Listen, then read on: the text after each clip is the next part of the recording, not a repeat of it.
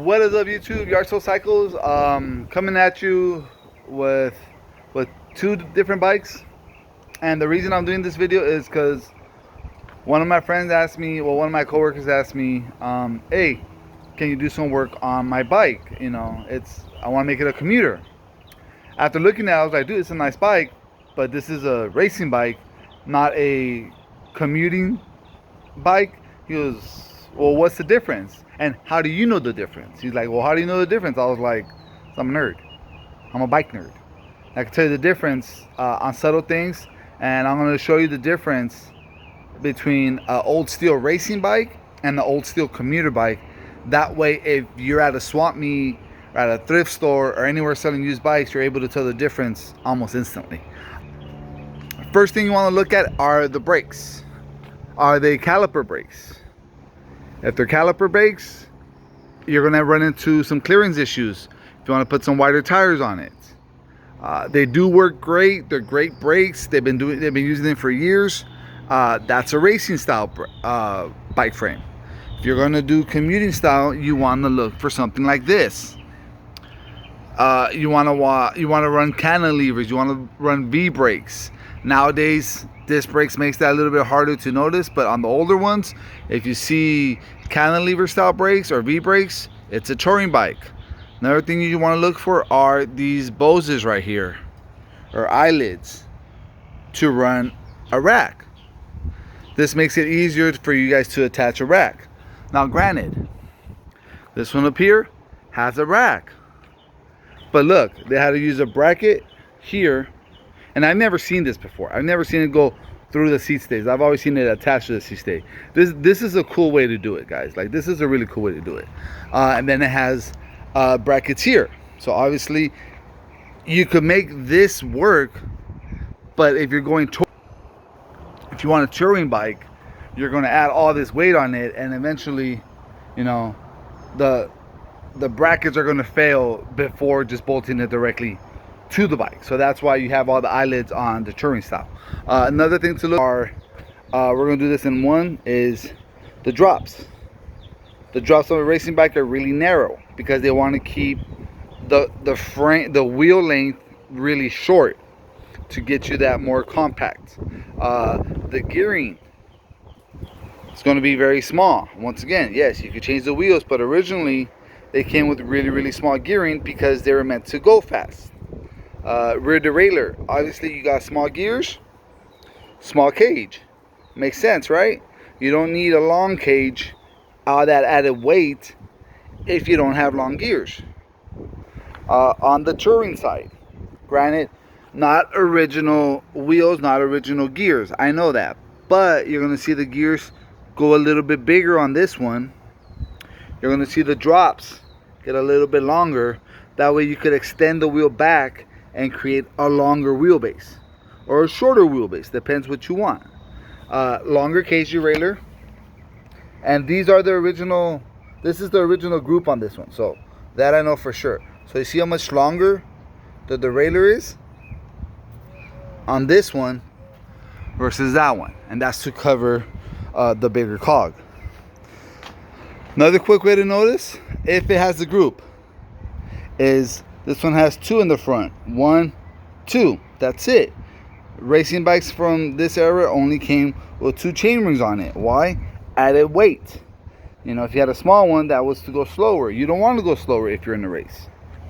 So, touring bikes have that third gear, that granny gear. And well, if a racer doesn't have it, why do you need it during touring? Sometimes if you're doing climbs and you have a lot of weight on you, you want that lower gear. You want that ability to just pedal and pedal and pedal and pedal and pedal and not really go anywhere, but still keep moving. So that's the difference between the back triangle of a touring versus a road bike. The geometry is different, guys. It doesn't show good on camera, and I know they're different size frames, so I know that. Like, this frame size is bigger than this frame size, but the geometry itself is different between both bikes. The racing bikes a little bit more compact because of the wheel length, So brings the bars a little bit closer, brings your seat a little bit closer, so you're more compact. Also, what's going to happen is you have here, you have one bottle cage, two bottle cage. Look at how much of the frame is left.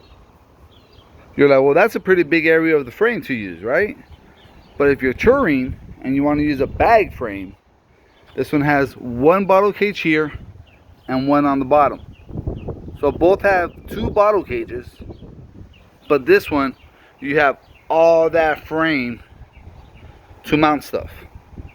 Once again, I know they're different sizes, but you can see the difference. This one had a bottle cage, it would probably be up here, and it would limit your your frame size bag.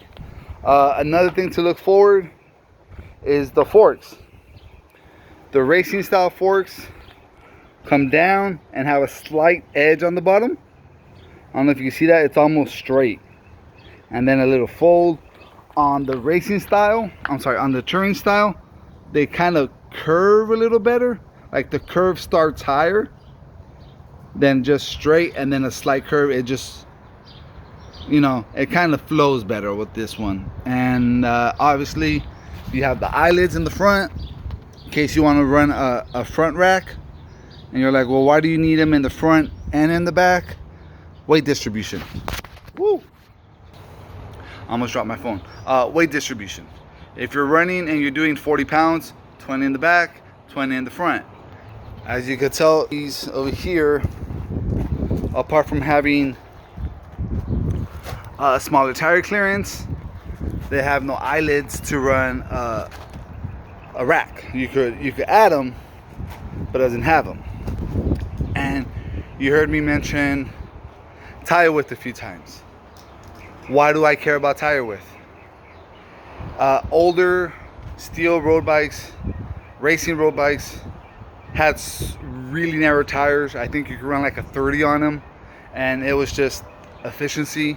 I have a bike under that I could only run a 28, and it might rub. These came stock, I think, with like 23s, 25s maybe, and there's just efficiency. You know, you put the power down, you want the power to go, you don't want any absorption from the tire, you want all your power to go through the motion. And you know, it's a racing bike. Touring bikes, I want you to look at the clearance. Let me go to the back. I want you to look at that clearance right there, guys. Okay, that is a 1.6 tire, or a 700 by 42, I guess. And look how much I can still run fenders if I wanted to, or anything I want. This is a 700 by 23, and it almost has the same amount of spacing. Also, you want to notice I could probably put two fingers there, no, one finger there between the tire and the frame. I could do two fingers here with the fatter style tire. So once again, that's just due to the wheel length. So if you're at a yard sale or anywhere that sells used bikes and you're like, is that a racing frame or is that a touring frame? Those are some quick examples to give you the best one. The first one I look for are brakes and eyelids. If you have caliper style brakes and no eyelids, it's a racing frame. And if you got cantilever or V style brakes and you have eyelids for a rack, usually means it's a touring bike. I prefer touring because it gives me a more relaxed position.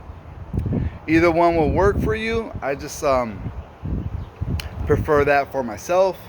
So I think that's it.